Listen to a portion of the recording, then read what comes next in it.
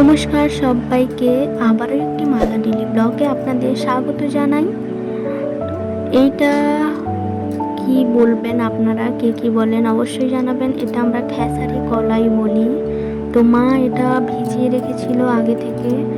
আজকে এটা বড়া বানিয়ে আমচুর দিয়ে টক করবে। তো কেমন কি করে আপনারা পুরো ভিডিও দেখতে থাকুন। প্রথমে এটা মিক্সিতে ভালো করে বেটে নেব। তো তার জন্য মা পরিষ্কার করে মিক্সিতে দিয়ে দিচ্ছে।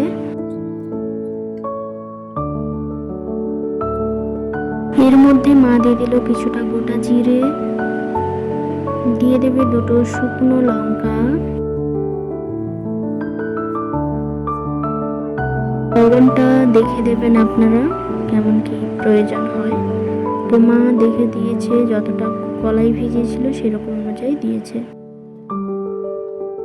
দেখুন এদিকে পুরোপুরি হয়ে গেছে, কমপ্লিট। তো এইটাতে মা আবার কি কি দেয় দেখতে থাকুন আপনারা।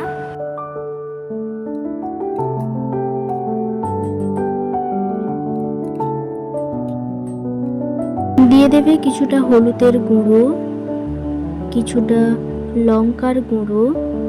প্রথমে মা দুটো শুকনো লঙ্কা দিয়েছিল, আর এখানে একটু লঙ্কা গুঁড়ি অ্যাড করেছে, ঝালটা আপনারা দেখে দেবেন। আর এখানে দিয়েছে কিছুটা সাদা তেল।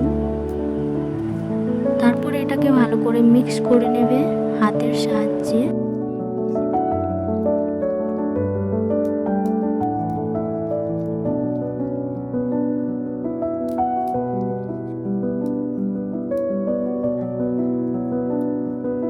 এরপর যেটা হবে, উনুন ধরিয়ে মা কড়াই বসিয়ে দিল, দিয়ে দিল তেল।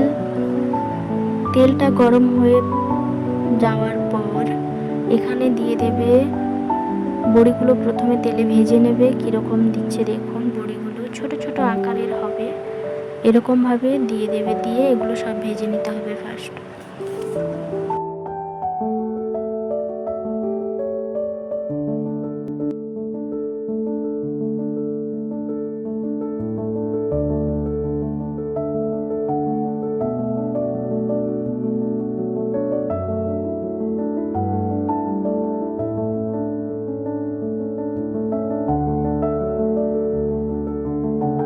তারপর এটা এদিক ওদিক করে উল্টে পাল্টে ভালো করে লাল লাল মতো ভেজে নিতে হবে।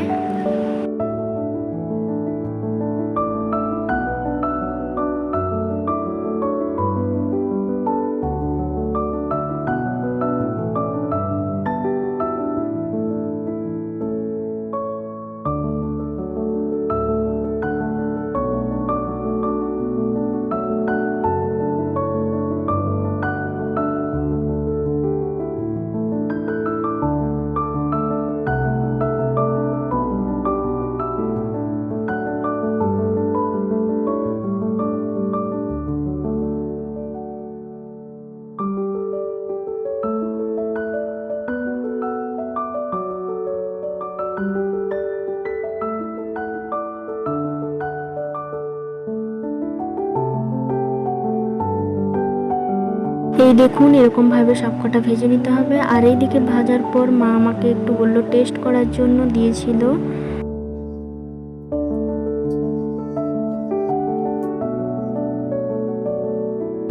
খুব সুন্দর লাগছিল বড়াটা, ভেতরে একদম মুচমুচে লাগছিল।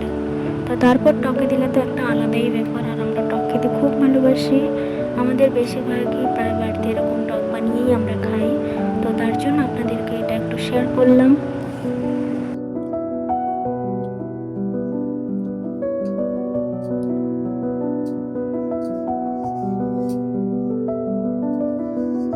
এইবার যেটা হবে, টক হবে কিরকম করে দেখুন। তো প্রথমে মা কড়াইতে একটু তেল দিয়ে দিয়েছে দুটো শুকনো লঙ্কা, 5 ফোড়ন। আগে থেকে যে বেটে রাখা ছিল মিক্সিতে, একটু জল দিয়ে ওটা ভালো করে ধুয়ে সেই জলটাই এখানে দিয়েছে, অ্যাড করেছে। তো তারপর দিয়ে দিয়েছে হলুদের গুঁড়ো, লঙ্কার গুঁড়ো, আর নুনটা একটু প্রথমে বড়িতে দিয়েছিল। তো তার জন্য এখানে একটু দেখে শুনে মাপজোক করেই দেবেন। তারপরে এখানে একটু ফুট উঠলেই দিয়ে দেবে এই আমচুর। তো আপনাদের আগেও জানিয়েছিলাম, আমাদের সারা বছর আমচুর এইভাবে আমরা বানিয়ে টক রান্না করে খাই।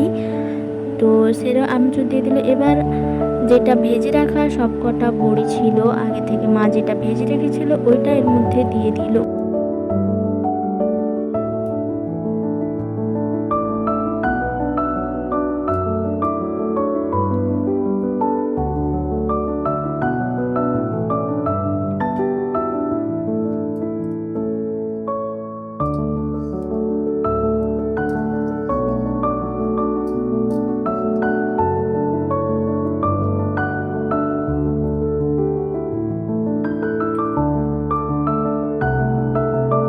এরপর এখানে স্বাদের জন্য অল্প কিছু চিনি দিয়ে দিয়েছে মা, আর কিছু নয়। এটা ফুটে উঠতে উঠতেই মাখা মাখা হয়ে আসলে মা একটু লাস্টে সর্ষের তেল, কাঁচা সর্ষের তেলের একটা ছাঁচ যেটা হয়, তো ওইটা একটু তার জন্য সর্ষের তেল ছড়িয়েই নামিয়ে নিয়েছে। দেখুন কেমন হয়েছে অবশ্যই জানাবেন। আর আমরা এটা অনেকবার বাড়িতে বানিয়ে খেয়েছি, অসাধারণ লাগে, অসাধারণ লাগে।